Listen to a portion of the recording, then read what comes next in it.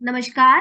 मैं हूं डॉक्टर अन्नपूर्णा से और ये है 24th practice test to crack the Central Pollution Control Board scientist B exam. ये practice test senior scientific assistant के एस्पिरेंट्स के लिए भी यूजफुल है, क्योंकि इन दोनों ही एग्जाम साइंटिस्ट बी और सीनियर साइंटिफिक असिस्टेंट के कॉमन जो टॉपिक्स है उसको मैं इस प्रैक्टिस टेस्ट में ले रही हूँ ताकि दोनों का फायदा हो सके। But before we begin, please like this video, share it with at least 3 friends or WhatsApp groups as Guru Dakshina. And if you are new to my channel, please do subscribe for everyday mock test. Question number 1. What gas is mixed with LPG to help detect its leakage in the kitchen? A. Methyl isocyanate, B. Methyl mercaptan, C. ethylene, या D. methane.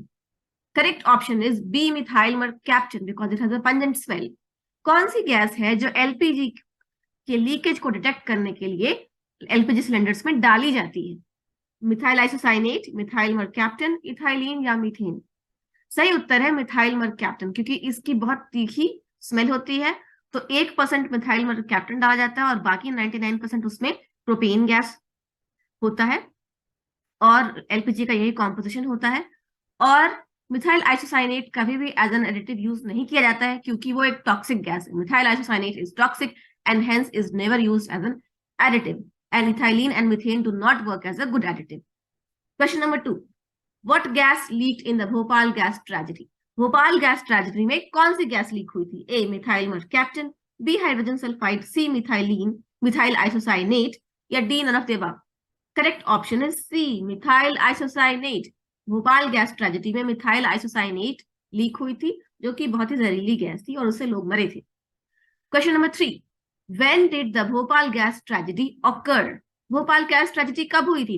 A. December 2, 1984, B. June 1984, C. 1991 या D. 1980? Correct option is A. December 2, 1984. And just to remind you, if you want to solve this mock test by yourself, just mute the audio and you can solve it by yourself. ठीक है, A is the correct option.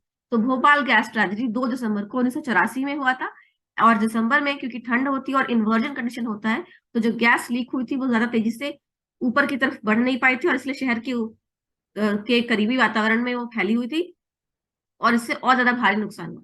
Because December is winter time and there is usually inversion condition during that time and hence the gas could not lift vertically upward but remain trapped just above the city and hence it caused more damage.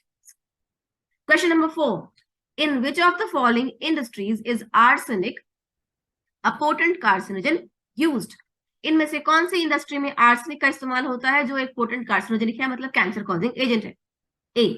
Pesticides, Unani medicine and glass industry, B. Paper, plastic and petrochemicals, C. Rubber, fertilisers या D. All of the above? Correct option is A. Pesticides, Unani medicine and glass industry.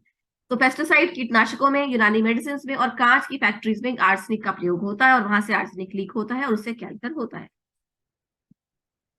Question number 5. Which of the following chemicals used as a gasoline, that is petrol additive, causes leukemia or chromosome damage?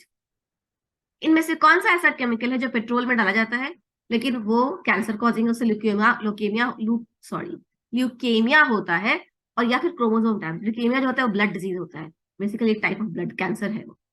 Question number option A benzene, option B arsenic, option C cadmium, option D urea. तो ये सभी जो compounds हैं ये सभी carcinogenic है, potent, लेकिन सिर्फ बेंजीन ही ऐसा कंपाउंड है जो गैसोलीन में, पेट्रोल में डाला जाता है as an anti knocking agent. Anti knocking agent वो होता है जो पेट्रोल में थोड़ा सा डाला जाता है ताकि पेट्रोल आसानी से जल जाए और जो नॉकिंग की खटखट की आवाज है वो ना आए और इंजन स्मूथ चले। ठीक है, so benzene is the correct option. Although all of these are potent carcinogens, but benzene is used as an anti-knocking agent in gasoline, that is petrol. What is anti-knocking? Anti-knocking agents are organic compounds that are added mixed with petrol and they help in the proper and smooth and quick burning of petrol so that the knocking sound of cut cut cut doesn't come from the engine and the engine works smoothly and the fuel burns smoothly. So A, benzene is the correct option. Question number 6. Which of the following are occupational diseases? इनमें से कौन से occupational diseases हैं, मतलब कि जब आप काम करते हैं, जिस तरह का आपका व्यवसाय होता है उससे जुड़ा हुआ है? A. Silicosis, B asbestosis, C pneumoconiosis या D all of the above? Correct option is D, all of the above. Silicosis, asbestosis, pneumoconiosis, all of them are occupational disease. ये सभी जो है व्यवसाय से जुड़े हैं. अब मैं थोड़ा सा बता दूं कि इनमें से कौन कौन सी बीमारी के क्या क्या लक्षण हैं. तो सिलिकोसिस जो होता है, जहां पे रेत वाली जो धूल होती है ना, उससे होता है. और अक्सर कोल माइंस में, कोयले की खदान में काम करने वाले लोगों को होता है. झारखंड में अक्सर लोगों को सिलिकोसिस हो जाता है. और पूरे पूरा जो कोयले की खदान के आसपास रहने वाले सब लोग हैं, वो सभी लोगों की उम्र उससे कम हो जाती है. एस्बेस्टोसिस जो है, ये भी एक बीमारी है जो कि कल कारखानों में रहने वालों को होती है. क्यों? क्योंकि ये home construction, insulation of building and ships और कार ब्रेक लाइनिंग के में इस्तेमाल होती है. तो जो जो लोग ये होम कंस्ट्रक्शन का मटेरियल बनाते हैं, या होम कंस्ट्रक्शन में काम करते हैं, या जहाज पे का मटेरियल बनाते हैं, या कार ब्रेक की लाइनिंग्स बनाते हैं, उनको एस्बेस्टोसिस होने का खतरा रहता है. एस्बेस्टोस जहां जहां यूज होता है. इसके अलावा न्यूमोकोनियोसिस, ये बहुत ही खतरनाक बीमारी है. और ये भी माइंस से में रहने वाले, खदानों में रहने वाले लोगों को होती है. और इसको ब्लैक लंग डिजीज भी कहते हैं, क्योंकि अक्सर कोयले के खदान में काम करने वाले मजदूरों को ये होती है. क्योंकि इसमें क्या होता है, लंग्स में असर पड़ता है और आपको टीबी हो जाती है और फिर आप मर जाती है. तो D all of the above. So silicosis happens because of silica dust. So people who work in coal mines often get this disease. Asbestosis happens because of asbestos, which is used in home construction, insulation of buildings and ships, and also in car brake linings. And pneumoconiosis also happens among people living in around working in coal mines, and it is a lung disease. So it is also called the black lung disease, and it is one of the most dangerous diseases among all the occupational diseases. D, all of the above is the correct option. They are all occupational diseases. Okay. Question number 7. Which of the following are vector-borne diseases?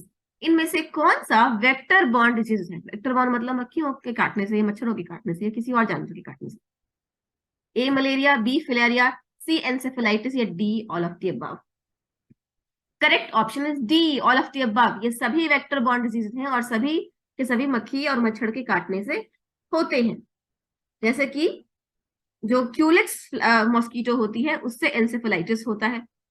Malaria जो होता है anopheles mosquito से होता है, हम सब जानते हैं, फीमेल मॉस्किटो होती है.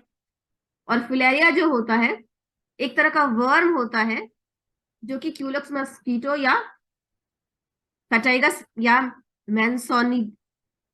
मैंसोनाइट्स, इन सब मॉस्किटो से फैलता है. तो तीनों मच्छरों से फैलने वाला डिजीज, तीनों वेक्टर बॉर्न डिजीज है.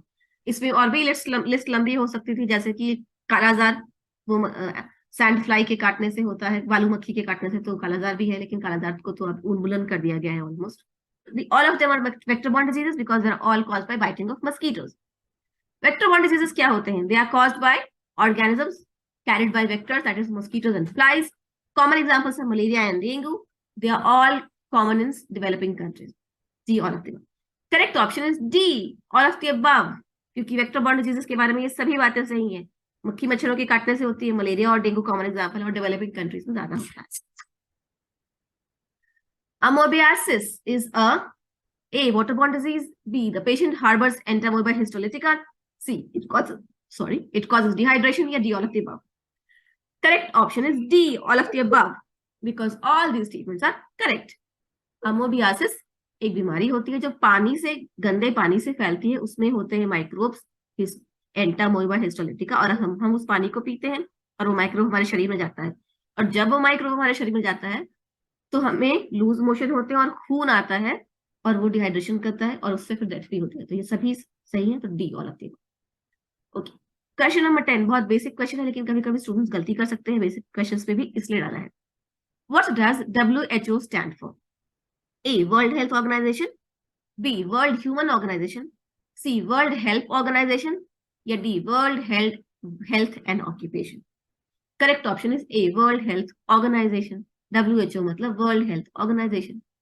आशा है आज जो हमने डिस्कस किया आपको समझ में आ गया होगा. अगर कोई भी परेशानी हो, कोई भी डाउट हो, please let me know in the comments below if you have any doubts. And as Guru Dakshina, share it with at least 3 friends or WhatsApp group. Keep watching my channel and please check out the description box for more.